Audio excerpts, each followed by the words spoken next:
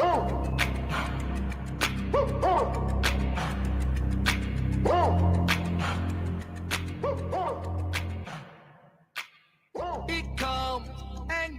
everyone. Welcome to Feels Out Loud, brought to you by Becoming Together Therapy and Wellness. This is your host, Becky McNattin, along with Martini. We are glad to have you listening as we live and share stories of mental health.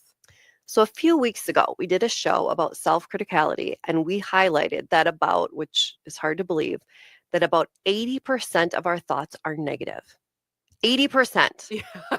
That is so mind-blowing. I know. And then last week, we did a show about social media and whether we should process emotions online. We talked about how to make the decision of whether to share ourselves via social media outlets.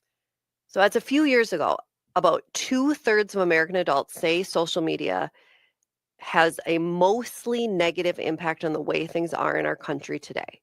2/3. 2/3. Now, here's the thing, though. 2/3, but how do people still do it? Yeah, so we see negative content and we think about negative things. We are bombarded by negativity, and it's had me thinking about what happens when this happens.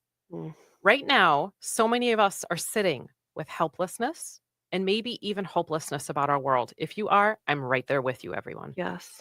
Both of which are shows just by themselves. But you and I both know, Tara, that when we have an extended time frame of an intense emotion, sometimes we tune out. We do. And maybe that isn't because we are negative people who don't care. Maybe it's because we are empathic people who care a ton. Maybe apathy and empathy are a continuum and perhaps even a cycle that we as humans connect deeply with one another. And when we get so much of this in ways we don't know what to do with, we detach. We might need to, right? Right. Just for survival. Yeah. Apathy is often thought of as the opposite of empathy. Apathy is the lack of emotion. Medically, it is the absence of goal-directed activity. In the therapy realm, the realm you and I live in, we think of it as emotional detachment. Kind of like if people say, I don't care. Yep. I don't feel anything. Yep. Empathy is on the other side. This is the ability to experience what another person might be experiencing. And it is more than, oh, I feel sorry for that person. It's the real capacity. Well said. It's the real capacity to comprehend and identify the thoughts and feelings of someone else. It is perspective taking while saying, I feel with you. Yes, rather than I feel for you. Yes. With empathy, we open ourselves up so other people can experience us, as well as open ourselves to gain awareness of others.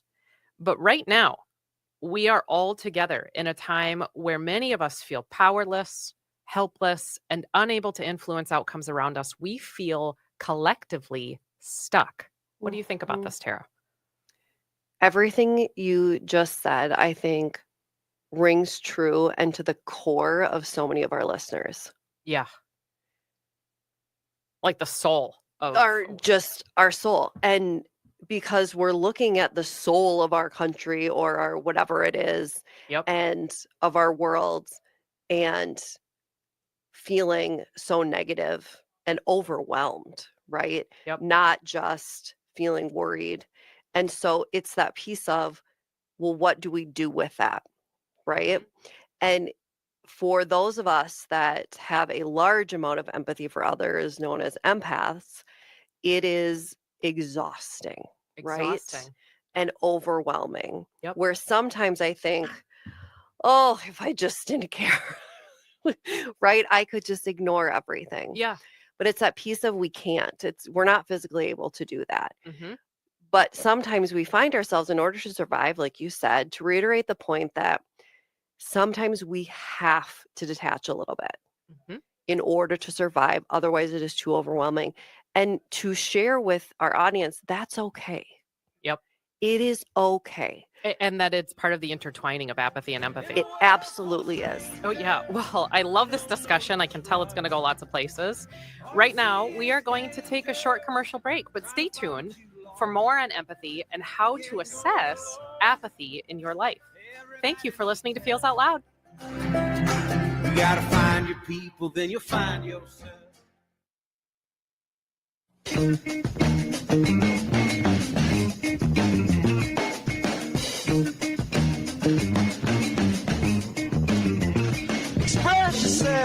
Welcome back to Feels Out Loud, brought to you by Becoming Together Therapy and Wellness. I am Becky McNattin, along with Tara Martini. Let's dive right back into apathy and empathy and this continuum. So, Tara, I want to put my clinical hat on for just a couple minutes and share about the science of empathy. Love it. It's cool stuff. And for anyone who knows me, you do well. They know how much I love talking about empathy. I think we talk about it every day at the office with at least one other person. I think we do. So I love it. In order to talk about the concept of empathy, we really need to understand what is happening in our brains. Mm-hmm. And much of empathy is connected to things called mirror neurons. I'm going to say that again. Mirror neurons. This is like a mirror that you would look into and see your reflection back, combined with the word neurons, which is a type of cell that sends and receives messages from the brain and brings these to the rest of the body. All of us humans have these mirror neurons. These allow us to learn by observing people do things around us. And then when we do, parts of our brain are activated like we are doing it. It's the coolest thing. These neurons allow us to imitate what we notice and replicate the behaviors or actions ourselves. This is so cool. Have you ever been in a group where someone yawns and then all of a sudden you have to yawn? Yes. All of us, for sure. This is an experience called emotional contagion, where mirror neurons are picking up on the experience of someone else, and then our bodies also experience that too. When we observe another person, we all, as humans, tend to make meaning about this immediately. We decipher what action is being taken and why. And that second question of why is super complex because we have to think about what might come next. Right. We have to anticipate it. People in psychology call this intentional understanding. We love to have terms for all the things. Mm-hmm. Our mirror neurons try to predict what is going to happen next. Think about it as context. These mirror neurons help identify intention based on cues around what is going on. This is key in empathizing with someone else and is a huge aspect of emotional processing. Huge. And it's that piece of, I think, for people to look at it, that it is a continuum of, and I don't know enough of the science behind, do some people have more mirror neurons than others, of the piece of how important it is to be able to pick up on cues. And I think we're going to get this to a later episode down the road of well said. The importance of cues. Yeah. Right? It's amazing on how our mirror neurons have capacity to pick up on cues. Yeah. That parts of the brain get activated by our own emotions and are actually activated by other people's emotions, only by observing them. We can mirror the brain state of another person. So I want to give an example here because sometimes that helps. Let's think about a person breaking apart a cardboard box at work and getting a paper cut with that cardboard. At my home, we call these cardboard cuts. Mm-hmm. They walk inside the break room and they talk about this cardboard cut with their coworkers and they describe it. Everyone makes a face, says, "Oh," and one person said, "That hurts so bad." Yes. That is mirror neurons influencing empathy. People are feeling the cardboard cut without actually being cut themselves. They are experiencing with their coworker what that coworker is going through. Just a few days ago, someone in my own family grabbed a container out of the fridge. This is an experience probably all people have had. My family member opened it up and then smelled it. We all have. It was old and probably had been there in a while. My family member made this face of disgust. And without them even saying anything, I wrinkled my own nose. And I said, "Gross." This is mirror neurons. We are feeling what the other person is feeling without actually experiencing whatever they are. And this is empathy. I love this. With empathy, we see someone experiencing an emotion and our brains activate as if we are experiencing that emotion too. So have you used mirror neurons, your own mirror neurons lately, Tara? Oh my goodness. Yes, absolutely. And I am just so stoked that we're getting this topic out there and educating people because it is so fascinating, right? Mm-hmm. All of us have heard the word empathy, but to know the science behind it is always so cool, mm-hmm. right?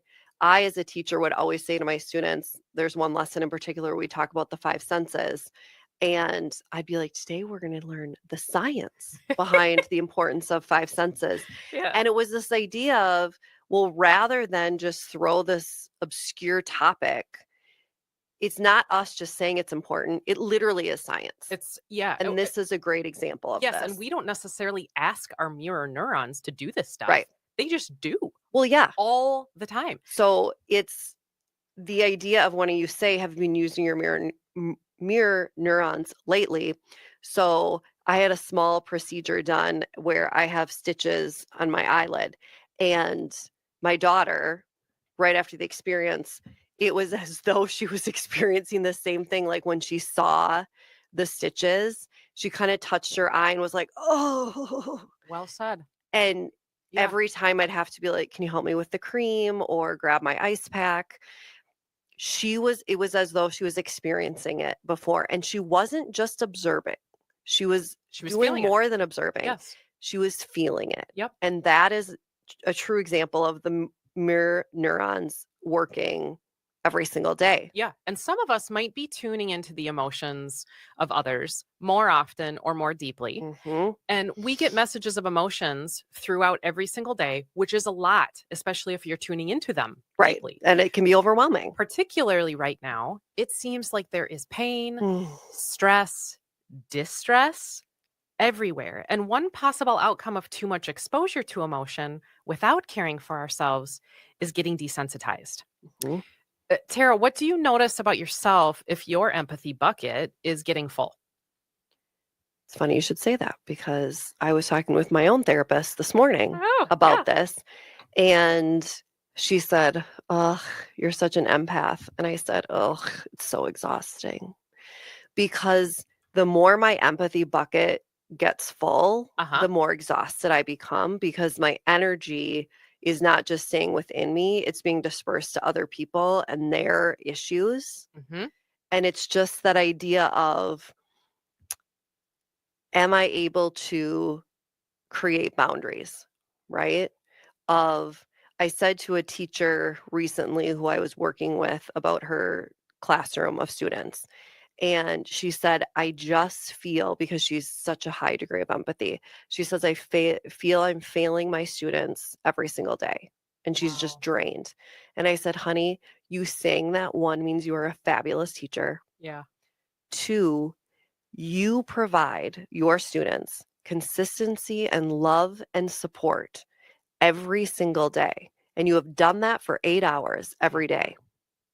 What you need to know is, rather than taking their stories home with you, you need to say, self, when I leave this school, I have given them my entire heart for those hours. Yeah.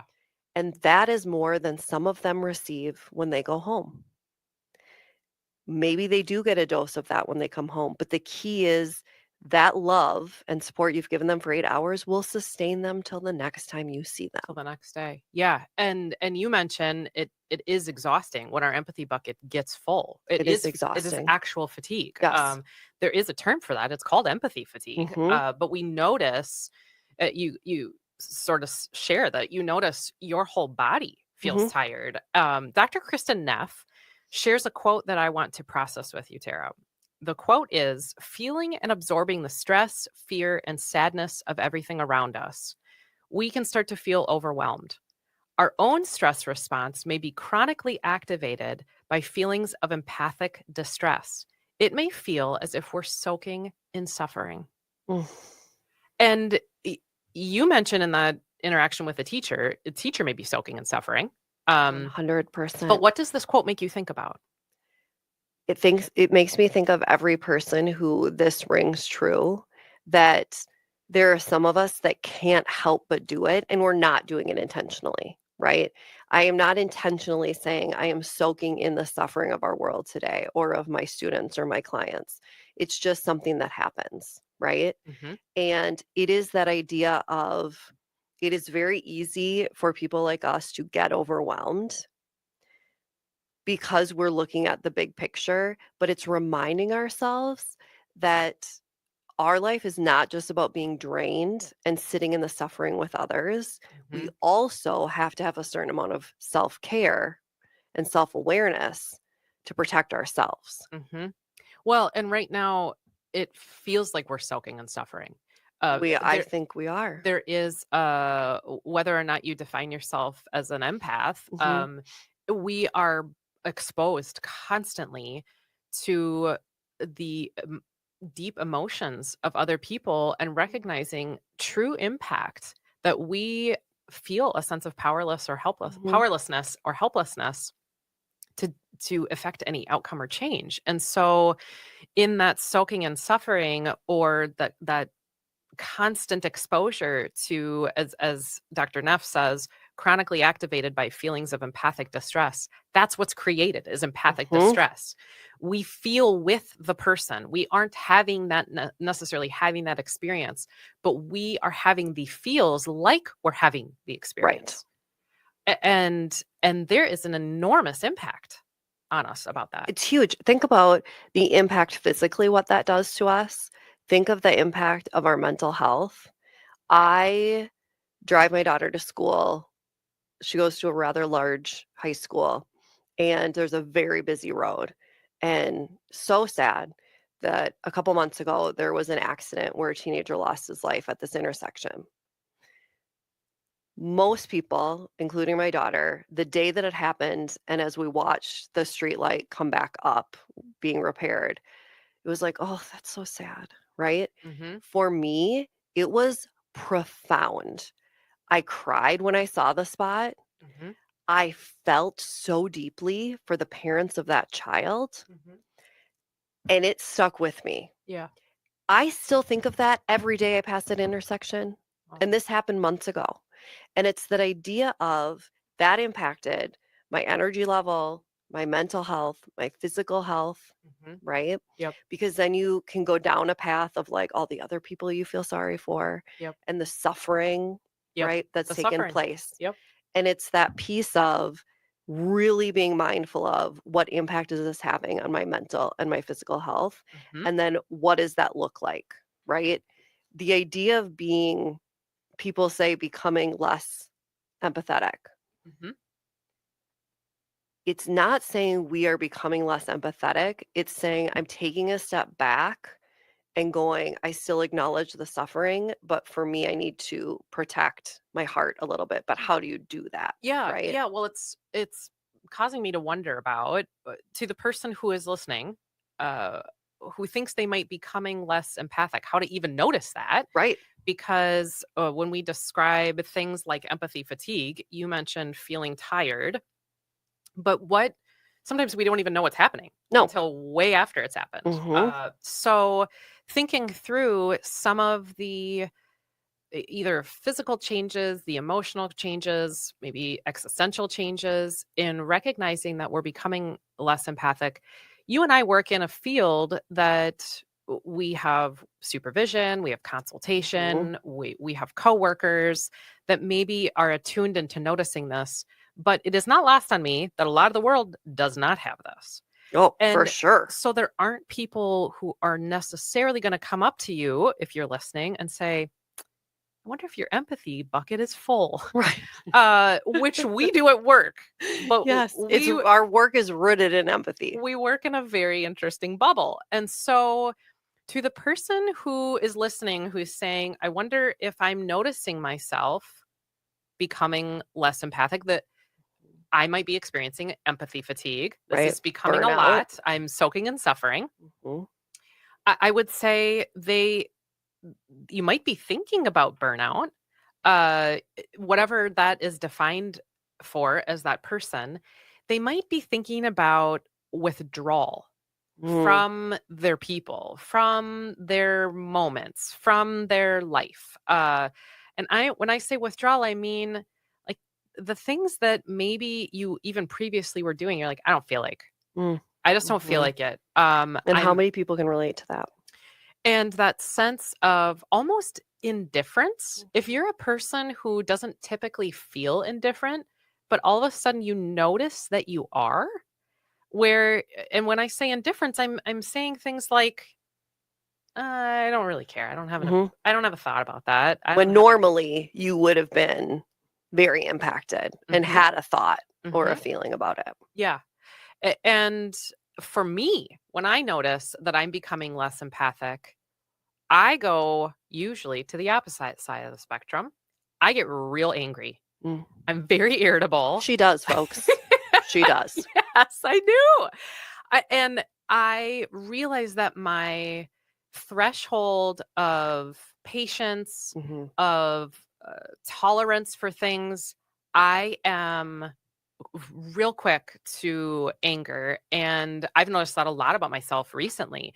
For me, powerlessness and helplessness, a floodedness of other people's emotions tends to show up in my kind of vengeful or angry sense about the world in general.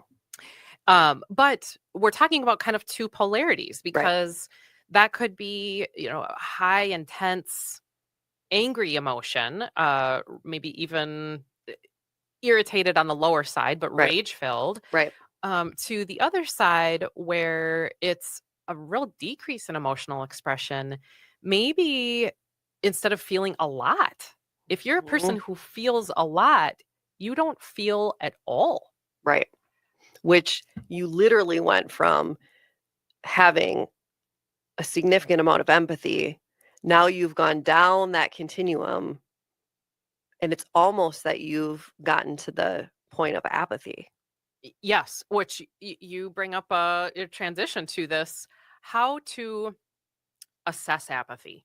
So if you are a person who perhaps notices those empathy fatigue ideas and are present in your life, how to assess for empathy? Well, you and I came up with 4 questions that people can ask themselves, and then we're going to chat about these for a little bit. First, have I lost interest in things I enjoy? 2, are my emotions kind of flat? 3, am I withdrawing from things? 4, have I stopped caring? So 4 really simple questions that you can ask yourself. Am I in a space of apathy? What would you say to that, Tara? Well, and I think too, it's so important to distinguish that some of these questions are questions we ask clients leading to depression, right? Yes. That we're not talking about, am I withdrawing from things? And there's that piece of deep sadness and whatever. What we're saying, it's not the deep sadness piece. It's literally the lack of things. Yes. So am I withdrawing from things and simply just withdrawing, right? Yep. Are my emotions kind of flat? Flat as in not sad, just flat as in non-existent. Yes. Right? And so it's so important to distinguish those two, and that piece of how easily the audience can literally just think about, wow, have I lost interest in things I enjoy? To where not the sadness piece, but I just don't care. Yeah. Well, we did a show several weeks ago about disconnection. Yes. And that there is a function behind that. There is. So as you're saying, it isn't necessarily an emotion on the side of longing or despair or depression. It might come from that, because it may come from that floodedness, as we talk about soaking and suffering, as Dr. Neff said. But it is the absence of feeling that we have tuned out from feels. We have almost unplugged ourselves, as we talked about in that show weeks ago, and that there is utility to doing that sometimes. It's okay to swing to apathy. You mentioned that at the beginning of this show, that there is a function to, if we can recognize, oh my gosh, there's a function to this. It's all right, because all feels come with energy, and an expensive energy. And there may be a requirement for us to say, oh, okay, where am I at? I'm not feeling anymore. There's kind of a numbness about that, actually. Numbness is a great word. And it can be a food for thought around assessing, am I in an apathetic space right now? Am I experiencing apathy? It isn't helpful to stay there. Right. Because we are connected human beings. We are people who need community. We are people who need to be with other humans in a social way. Yep. And so it may asking ourselves those questions without judgment may cause us to say, okay, well then what do I need to do about this? Right. Maybe this is a spot of in a continuum of apathy to empathy or a cycle. Right. If it is circular of there is a moment here that I have for myself to think about, this is self-defense or protection. What if we reframed apathy as not a bad thing, but actually as a moment in time, a signal from your body to your brain to take care of you for a bit and turn empathy inward to be able to live empathy outward? Right. What would you say to that, Tara? Oh, goodness. And we're going to touch on this in a future episode coming up really soon. The idea of so many of us have that cycle, correct? And then we reach that point of apathy. But there are, I bet, quite a few listeners out there right now thinking, I feel that way all the time. Just apathy. And it's that idea of trauma or something that literally said, self, you are not going to dive deeper and be impacted by this anymore. You are simply just going to be apathetic about everything. And that is your heart and your mind and body protecting you from all the things. Now, and that is a real thing. People that struggle with that ability to feel the feels. And many times, though, that happens because you're protecting yourself. And so it's that piece of acknowledging to everybody, yes, you may be listening to this on the radio going, yes, cyclical for sure. But you also might be listening right now going, hold the phone. I'm always there. I'm always in a state of apathy. Yeah. And why is that so? Right? How did I get there? And that we can do things either way to recognize the function of apathy. Yes. We can do things around self-care that would, when we're in those spaces of apathy, to recognize, all right, maybe I need to fill my own bucket right now. And I would be, in those moments, I would be curious. We've talked a lot about curiosity on this show. And I mean about ourselves and others. We've talked about it a lot in relationship, but be curious about yourself. Ask questions about you rather than assuming. And lots of times, we just did a show recently on self-criticality. We lean into whatever our experience is with you shouldn't do this, or you, to be curious with ourselves, to listen intently to other people, to listen intently to ourselves, and paraphrase back some things that we're hearing. And this might be body messages if we're focusing inward. This also could literally be sentences or words. But reflect back feelings that we hear, not just content, if we're trying to build empathy. What else would you say? It is all those pieces about listening intently. It is also looking at if you find you find yourself in a place of apathy. Sometimes not going to a direct place of how can I increase my empathy, rather than look at it and go, what can I do for myself involving self-care that is going to bring me some joy, right? That's going to bring me less feeling of overwhelmed, less sadness, right? We're not going to sit in the suffering. And you'll find the more you increase your self-care, whether it's going out with a girlfriend for a drink or getting a massage or going for a walk outside, you're going to find yourself then building a capacity to become more empathetic, right? Kind of a recharging of whatever those things are for you in attunement to self. Right. Because what we don't think about is, I think therapists all the time spew like self-care. But we don't think of how we can do that and things we may not otherwise connect it to. Like the piece of when we become apathetic, well, what do you mean increase your self-care and you'll get to be more empathetic? It's an idea because then your body's allowing more space, right? You can breathe a little bit more. That empathy bucket, then there's more space in it to allow for our empathetic selves to seep in. Well, yeah, if we think about it as a battery, if we have to plug in something to charge it, yeah. Well, one, not every charging cord charges all of the things. That's why there's about 1 million of them at my house. Yes, or in this room. In this room. Yep. But we do actually have to plug in to recharge in order to have capacity to do the things that just as electronics would need to do. Right. Then we can do those things. Well, and you just mentioned this in an earlier episode. It's that idea of that is giving you the energy, right? And through that toaster, I think you mentioned, that's plugged in, it gives the energy that it needs. Yep. And so it's that idea of us doing that for ourselves. Yep.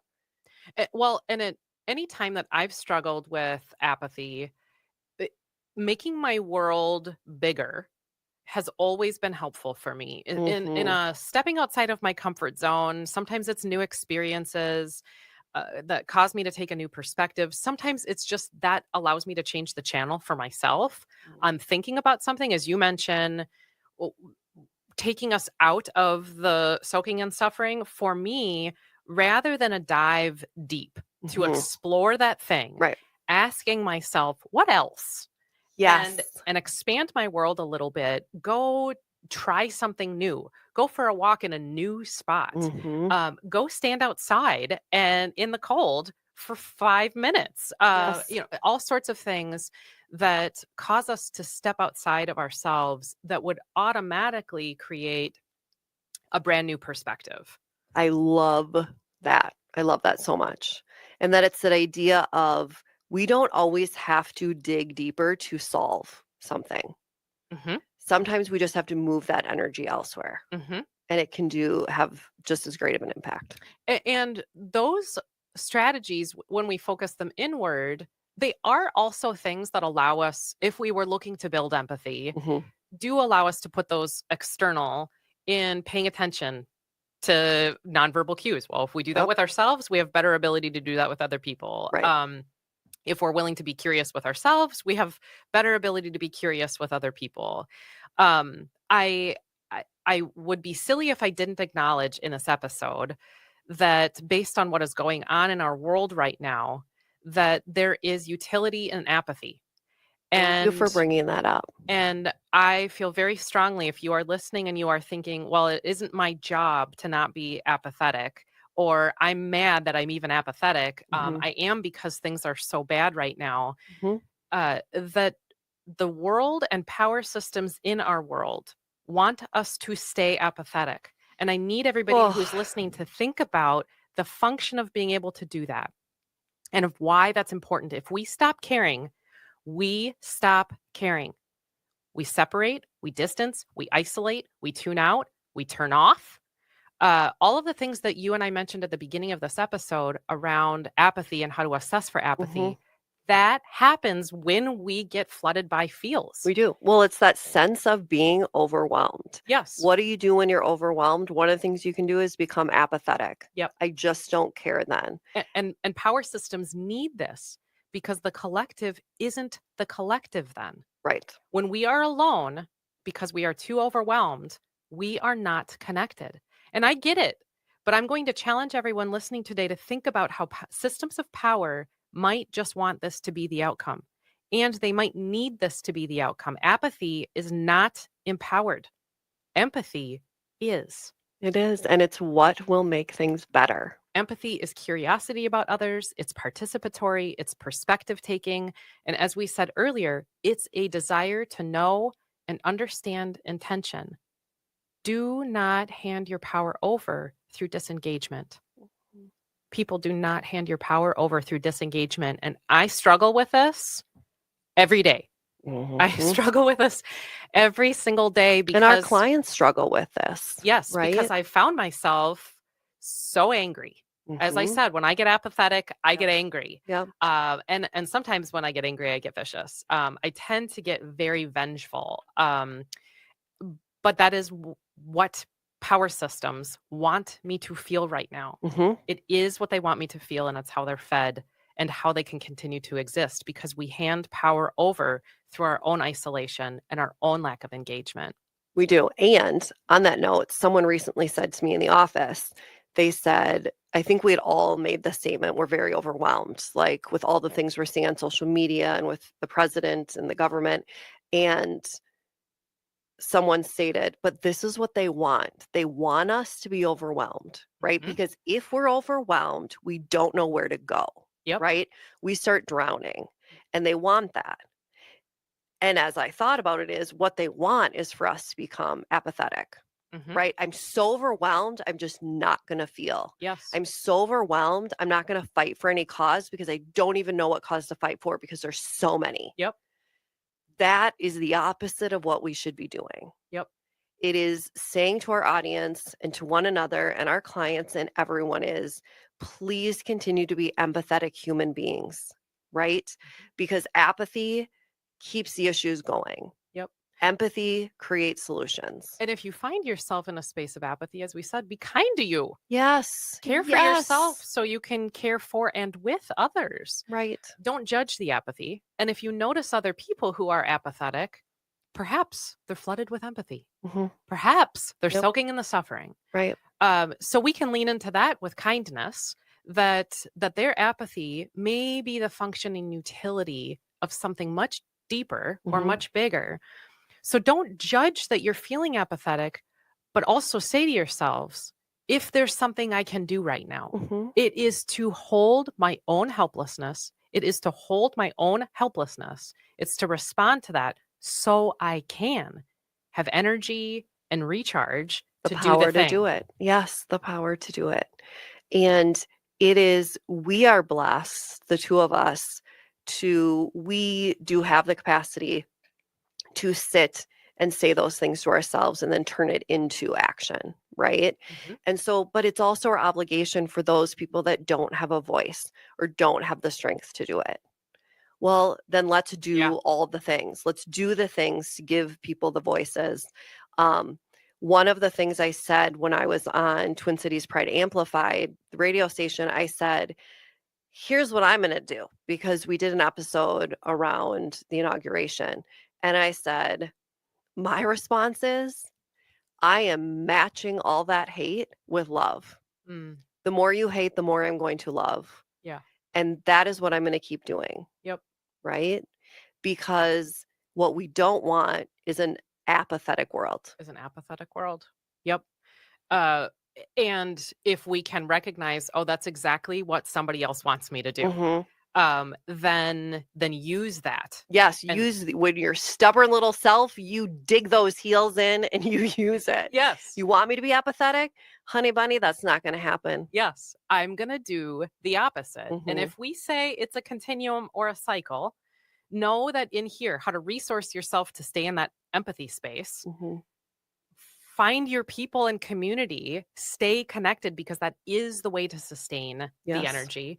But be kind to yourself in the cycle, and know that by itself is power. Yes. That by itself is power. And what do you think would look different, Tara, if we used empathy more? Oh, I think, and I said in an episode, you had asked me a similar question. I said, oh, the world would just be a more beautiful place. We'd have less conflict. There would just be more love and more solutions. I feel like there'd be so many more question marks because we'd ask more questions. We would, and more conversations around those questions. Yeah, we would be dialoguing so much more. And there would be so much less assuming, because we would say to ourselves, well, I don't know. I don't know your story. I don't know. And we would feel those moments with somebody else. We'd tap into that and not just discard it from a desensitized space, as we seem to be doing all the time right now. Well, we'd be leading with curiosity. Yeah, we would. Well, so much to think about here. Wow. We are headed to a commercial break, but when we come back, we will talk through listener questions on apathy and empathy. Feels Out Loud. We'll be right back to process your thoughts in just a moment. You gotta find your people, then you'll find yourself. You gotta find your people.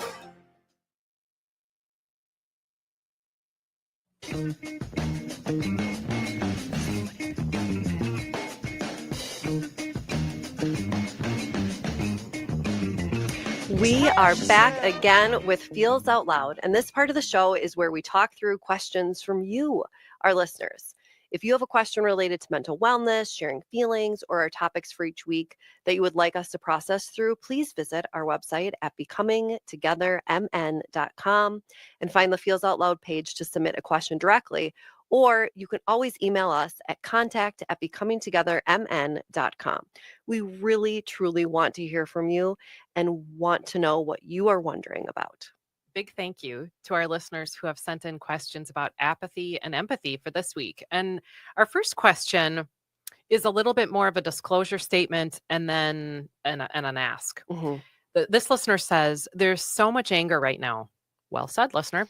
So much. How do I empathize with that? It makes me shut down. And I would say, listener, yes. Yeah. You are sharing what so many of us are feeling, which is what we highlighted in the end of the last segment. This collective shutdown because there's so much anger. So first, be kind to you. Anger is everywhere, as you said. And for a lot of us, that's an intimidating emotion.